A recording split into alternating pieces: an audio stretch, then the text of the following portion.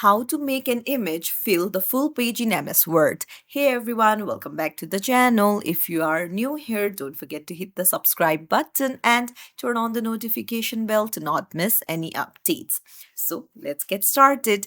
Open up your MS Word document, and then I have inserted this image. Now you can see white borders around. I do not want that. So what can I do?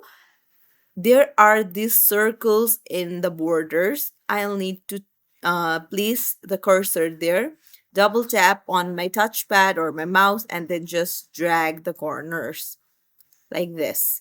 So each corner I'll have to drag until it fills the full page. You can just move the picture.